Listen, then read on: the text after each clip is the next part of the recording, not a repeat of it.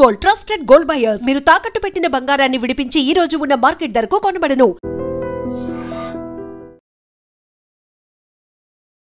Big breaking ఇది. Actually మీరు చూస్తోంది ఇప్పుడు బేగంపేట్ బస్ స్టాప్ ఎంత రద్దీగా ఉంటుందో మనకు తెలుసు. బేగంపేట్ పబ్లిక్ స్కూల్ దగ్గర ఒక భయంకరమైన యాక్సిడెంట్ అయితే జరిగింది. క్లియర్ కట్గా మనం చూడొచ్చు. ఈ మహీంద్రా థార్ ఒకతను వాళ్ళ ఇద్దరు పిల్లల్ని తీసుకుని స్కేటింగ్ కోసమని ఈ ప్యారడైజ్ వైపు వెళ్తున్నాడు. ఆ టైంలోనే అంటే ఇది పొద్దున 6:30 గంటల ప్రాంతంలో జరిగినటువంటి ఇన్సిడెంట్.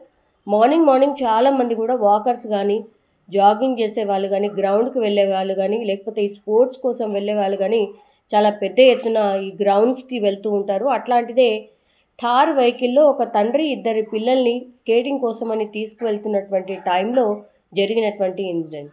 మెయిన్ రోడ్డు పైన దట్టు బేగంపేట్ బస్ స్టాప్లోనే ఈ ఇన్సిడెంట్ జరిగింది. 6:30 గంటల ప్రాంతంలో ఒక 2 ట్రక్కులు అత్యంత వేగంగా ఈ తండ్రి చెప్తున్న ఈ థార్ ఎవరైతే డ్రైవ్ చేసిరో ఆ తండ్రి చెప్తున్న వివరాల ప్రకారం అయితే 80 నుంచి 90 కిలోమీటర్ల వేగంతో ఈ హెవీ లోడ్తో ఉన్నటువంటి ఈ వాహనాలు ఏవైతే ఈ ట్రక్కులు ఉన్నాయో, మినీ ట్రక్స్ ఏవైతే ఉన్నాయో, ఆల్రెడీ ఒకటి అత్యంత వేగంగా దూసుకొని ముందుకు వెళ్ళిపోయింది. ఏంటి ఇంత ఫాస్ట్గా వెళ్తున్నారు అని మిర్రర్లో ఆయన చూసినప్పుడు వెనకాల నుంచి ఇంకో ట్రక్ కూడా, మినీ ట్రక్ అత్యంత వేగంగా వస్తోంది. అది కూడా ఈ రైట్ సైడ్ ఒకవైపు ఇట్లా వంగిపోయి ఉందన్నమాట ఆ వెహికల్. అది గమనించిన తర్వాత ఈ థార్కి సంబంధించిన వెహికల్ని పూర్తిగా లెఫ్ట్ వైపు పూర్తిగా పక్కకు ఆపేసుకున్నటువంటి సిచ్యువేషన్. అట్లాంటి ఆపేసుకున్న థార్ వెహికల్ని అత్యంత వేగంగా వచ్చినటువంటి ఈ ట్రక్ వెనకాల చాలా బలంగా ఢీకొట్టడమే కాకుండా, ఢీకొట్టిన తర్వాత కొద్దిగా దూరానికి ఈ థార్ వెహికల్ని లాక్కొని వెళ్ళిపోయిన తర్వాత ఆ తర్వాత ముందుకు వెళ్ళిపోయి ఈ ట్రక్ పూర్తి స్థాయిలో బోల్తా అయితే పడిపోయింది. నిజం చెప్పాలంటే కూడా వీళ్ళ అదృష్టం బాగుంది. ఈ థార్ వెహికల్లో ఎవరైతే జర్నీ చేస్తున్నారో వాళ్ళ అదృష్టం చాలా బాగుంది. లేదంటే ఈ ట్రక్ పూర్తిగా థార్ వెహికల్ మీద పడిపోయి ఉంటే మాత్రం స్పాట్లో తండ్రి అట్లాగే ఇద్దరు పిల్లలు చనిపోయే వాళ్ళు.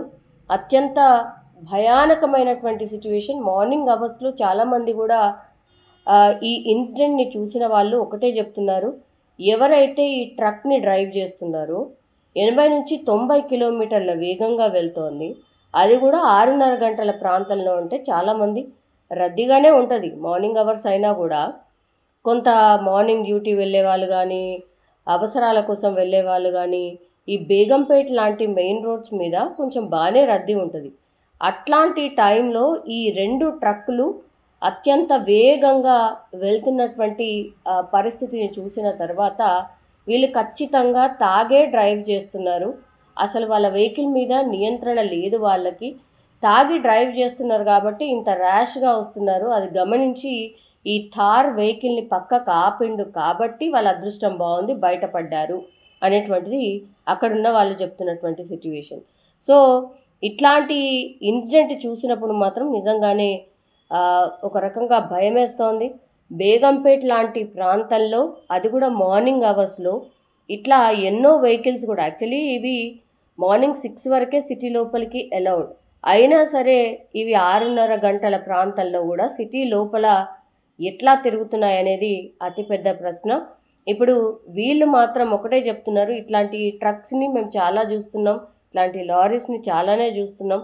పొద్దునని కాదు, అసలు మధ్యాహ్నం పూట కూడా ఇవి యథేచ్ఛగా తిరుగుతున్నాయి. పోలీస్ అఫీషియల్స్ వీటిని మీద దృష్టి పెట్టాలని కోరుతున్నటువంటి సిచ్యువేషన్. కానీ థార్ వెహికల్ అయితే వెనకాల భాగం నుజ్జు అయిపోయింది. అంటే జస్ట్ ఢీ కొట్టినందుకే నుజ్జు అయిపోతే, ఒకవేళ ఆ ట్రక్ మొత్తంగా కూడా థార్ వెహికల్ మీద పడిపోయి ఉంటే మాత్రం ఊహకి అందని విధంగా అత్యంత విషాదకరమైనటువంటి ఘటన అయితే జరిగేది. అదృష్టం బాగుంది కాబట్టి ఇందులో నుంచి ఇప్పుడు థార్లో ఎవరైతే ఇద్దరు పిల్లలు తండ్రి ప్రయాణిస్తున్నారో వాళ్ళు అదృష్టవశాత్తు అయితే బయటపడినటువంటి సిచ్యువేషన్. నిజంగా ప్రస్తుతం ఉన్నటువంటి సమాజం దేనికి ప్రయారిటీ ఇస్తుంది? ఆర్థిక సంబంధాల చుట్టూ మాత్రమే తిరుగుతోంది. మళ్ళీ ఎన్నికలంగానే చాలా విరక్తి కలుగుతున్నాం. మంచి అనిపిస్తుంది కదా, లేడీస్ కూడా ఛాలెంజింగ్ జాబ్స్ చేసినప్పుడు చాలా బాగుంటది. ట్రాఫిక్ అసిస్టెంట్స్ గా నియమించిన ట్రాన్స్జెండర్స్ అందరితో సాల్యూట్ చేయించుకుంటున్నారు. ఫుడ్ డెలివరీ ఇవ్వటానికి వెళ్ళినటువంటి డెలివరీ బాయ్ అనిల్ పై కళ్ళ ముందు